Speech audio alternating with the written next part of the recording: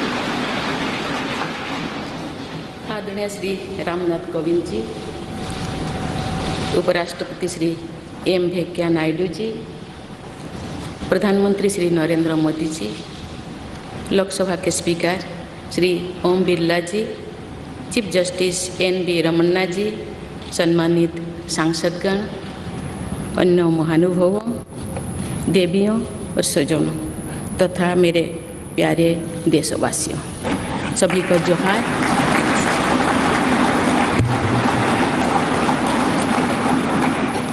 भारत के सर्वोच्च संवैधानिक पद पर निर्वाचित करने के लिए मैं सभी सांसदों और सभी विधानसभा सदस्यों का हार्दिक आभार व्यक्त करती हूँ।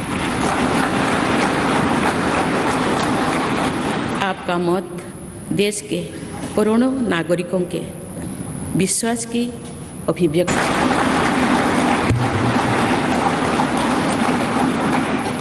भारत के सर्वोच्च संवैधानिक पद पर निर्वाचित करने के लिए मैं सभी सांसदों और सभी विधानसभा सदस्यों का हार्दिक आभार व्यक्त करती हूँ। आपका मत देश के करोड़ों नागरिकों के विश्वास की अभिव्यक्ति है। मैं भारत के समस्त नागरिकों की आशा, आकांक्षा और अधिकारों की प्रतीक इस पवित्र संसद से सभी देशवासियों का पूरी विनम्रता से अभिनंदन करती हूँ।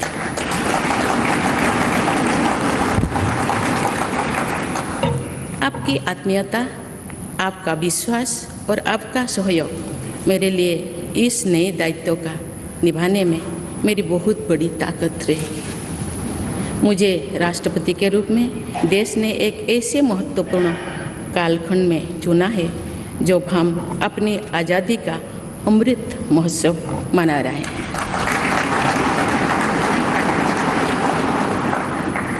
आज से कुछ दिन बाद ही देश अपनी स्वाधीनता के 75 वर्ष पूरी करेगा।